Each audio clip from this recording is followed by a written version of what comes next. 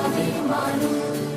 இதயம் ரெண்டும் சேர்ந்தும் ஒரு புதிய பருவம் பாடும். இந்த ஆசை பேரோசை இசையாகும்.